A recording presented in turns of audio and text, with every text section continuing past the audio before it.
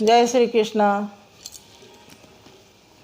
श्रीमद् भागवत गीता में हम लोग चौथे अध्याय में 37 श्लोक तक सुन चुके हैं। भगवान श्री कृष्ण चौथे अध्याय में कर्म को स्पष्ट कर दिया है।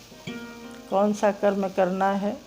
यज्ञ की प्रक्रिया ही कर्म है, और कौन कौन सा यज्ञ करना है इसके विषय में विस्तार से बतला दिए हैं। भगवान श्री कृष्ण कहते हैं कि आत्म संयम रूपी अग्नि में इंद्रियों को हवन कर दो, और स्वाध्याय ज्ञान यज्ञ रूपी अग्नि में कहते हैं कि द्रव्य यज्ञ, तपो यज्ञ, योग यज्ञ तथा अपरे स्वाध्याय ज्ञान यज्ञश्च यतः संसित व्रता। कहते हैं कि स्वाध्याय ज्ञान यज्ञ रूपी अग्नि में द्रव्य यज्ञ, तपो यज्ञ यह सब हवन कर दो। इन सब का ज्ञान हो जाता है। स्वाध्याय ज्ञान यानी स्वयं का अध्ययन करने को कहते हैं। इस प्रकार यज्ञ के विषय में हम लोग विस्तार से सुन चुके हैं पिछले वीडियो में। अब कहते हैं कि सभी द्रव्य यज्ञों से ज्ञान यज्ञ श्रेष्ठ है। श्रेयान द्रव्यमयात यज्ञान ज्ञान यज्ञ परंतप। सर्वं कर्म अखिलः पार्थ ज्ञाने परिसमाप्यते। कहते हैं कि ज्ञान यज्ञ सबसे श्रेष्ठ है। इसलिए यज्ञ के विषय में, ज्ञान यज्ञ के विषय में अब बतलाना शुरू किए हैं, जिसके विषय में हम लोग पिछले वीडियो में सुन चुके हैं। अगले 38वें श्लोक में कहते हैं, न ही ज्ञानेन सदृशम पवित्रम इह विद्यते तत्स्वयं योग संसिद्ध कालेन आत्मनि विन्दति। कहते हैं कि ज्ञान से पवित्र यहाँ कुछ भी नहीं है। अपने आप, अपने आत्मा में ही बहुत काल से कितने ही ऋषि मुनि इस ज्ञान को प्राप्त कर चुके हैं। कौन सा ज्ञान? तत्व ज्ञान को प्राप्त कर चुके हैं, जिसका पहल पीछे हम लोग सुन चुके हैं। भगवान श्री कृष्ण अर्जुन को कहते हैं कि तत्वदर्शी के पास जा, वे तुम्हें उस ज्ञान के विषय में बतलाएंगे जिसके बाद तुम में कोई मोह नहीं होगा, और तुम सभी भूत प्राणियों को अपने में देखेगा। उसके बाद तुम मुझ में प्रवेश पा लेगा। उस ज्ञान को तत्वदर्शी तुम्हें बताएंगे। उस ज्ञान के विषय में कहते हैं कि ज्ञान सबसे पवित्र है। इसको ऋषि मुनि स्वयं अपने आप, अपने आत्मा में ही स्वयं विचार करके प्राप्त कर चुके हैं। उस तत्व ज्ञान को कहते हैं कौन प्राप्त करता है? श्रद्धावान। श्रद्धावान लभते ज्ञानम तत्परम संयतेन्द्रिये ज्ञान लब्ध्वा पराम शांति अचिरेण अधिगच्छति। कहते हैं जो श्रद्धा से युक्त होता है वह ज्ञान को प्राप्त करता है। श्रद्धावान लभते ज्ञानम, जो तत्परता के साथ लगा हुआ है वह ज्ञान प्राप्त करता है। जो जितेंद्रिय है, जो अपने इंद्रियों को जीत लिया है, वह इस ज्ञान को प्राप्त करता है।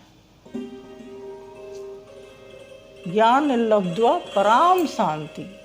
कहते हैं कि वह परम शांति को वही प्राप्त करता है जो तत्परता के साथ लगा हुआ है, जो अपने मन को तत्व ज्ञान को जानने के लिए प्रेरित करते रहता है। इंद्रियां तो अपने अपने कर्म करने में लगी रहती हैं, लेकिन मन जो निम्नगामी भी है और परमगामी भी है, वह परम तक ले जा सकता है और नरक में भी ले जाता है यह मन। तो मन को उस तत्व को जानने के लिए जो पुरुष लगा देता है वह श्रद्धावान होता है, वह जिज्ञासु भक्त होता है, वह अपने इंद्रियों को जीता हुआ जीत लेता है। इसलिए वह तत्व ज्ञान को प्राप्त करता है और उसे परम शांति की प्राप्ति होती है।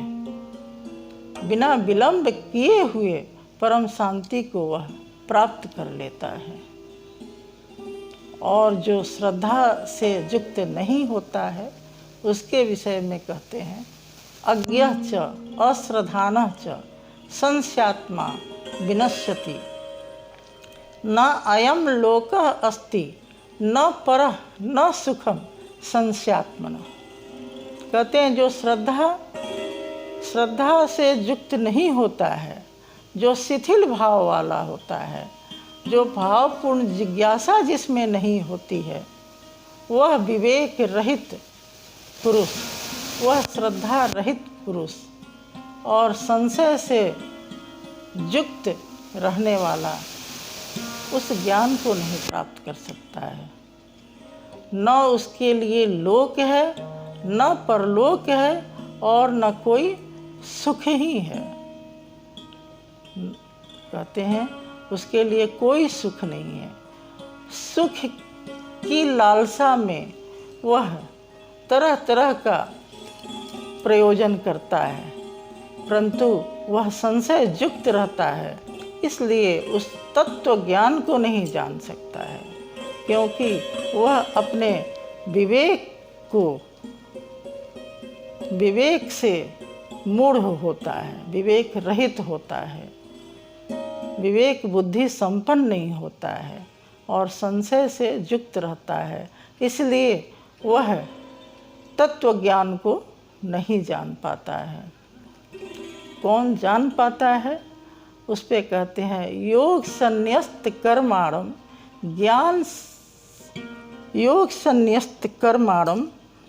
ज्ञान सच्छिन्न संशयम आत्मवंतम न कर्माणि निबध्नन्ति धनंजय।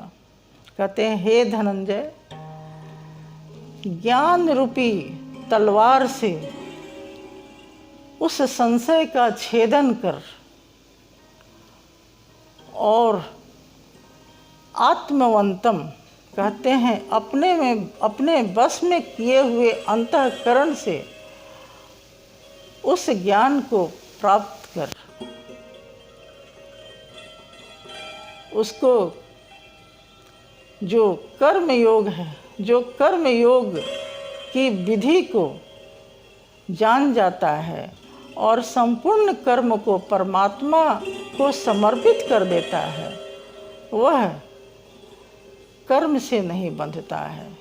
उसे कोई कर्म बांध नहीं सकता है, क्योंकि वह अपने आप को परमात्मा पर फेंक कर चलता है। कहते हैं कि उसे कोई कर्म नहीं बांधता है। इसलिए हे धनंजय, ज्ञान रूपी तलवार से उस संशय का छेदन कर। तस्मात् ज्ञान संभुत्त हतस्तम ज्ञान सिनात्मनः छित्त्वा एनम संशय जोगम आतिष्ठ उत्तिष्ठ भारत। कहते हैं हे भारत वंशी अर्जुन, इसलिए तू ज्ञान रूपी तलवार से इस संशय का छेदन कर और योग में स्थित हो जा और युद्ध के लिए खड़ा हो जा। संशय से अपने आप को मुक्त कर।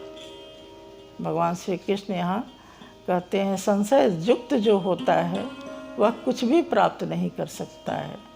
वह इसी उधेड़ बुन में रह जाता है कि यह भगवान श्री कृष्ण जो गीता में कह रहे हैं क्या वह सत्य है, वह नहीं है। किसी ने कुछ कह दिया, किसी ने कामनाओं के प्रति कुछ कह दिया तो वे उस पे चला जाता है, वे संशय से युक्त रहता है।